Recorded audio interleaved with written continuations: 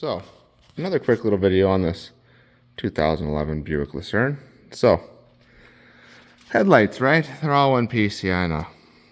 I gotta buff them up. No big deal. It's the wife's car. She doesn't drive after dark anyways. But you need headlights. Somehow, both headlights burned out within a week of each other. Fog lights too have been gone forever. She doesn't use those either. But, so today I sent her out to get some new headlights. She buys H11s. I thought they were for the headlights. They're not. It's 9006 for your low beam, high beam, and the fog lights are H11. So she's getting new fog lights, and I just happen to have a spare set of 9006 in my truck.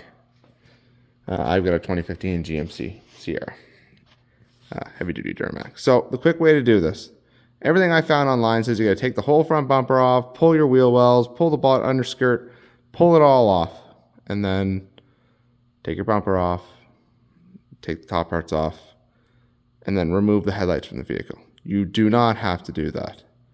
I cannot take any, let's say, credit for this. My buddy Jay runs a shop across town, Lucerne Tire. Great shop.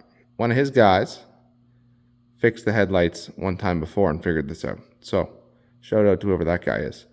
Just pull all your fender liners out, your clips, or not all of them, but some of them. Now you can pull it back. So then I just wedged the light in there. But you really can't see it, but there. It's up in there. And you can actually wiggle your hand. I don't have small arms. You get way up in there. Up, and I'm touching the light now. So you can reach in there, get it like that, and get it out. No big deal. Cheers. A little quick Buick Lucerne video for those guys who maybe don't know how to change a headlight bulb and are like me and don't really want to take the whole front of the car off and the headlights off to be able to change a headlight. Cheers.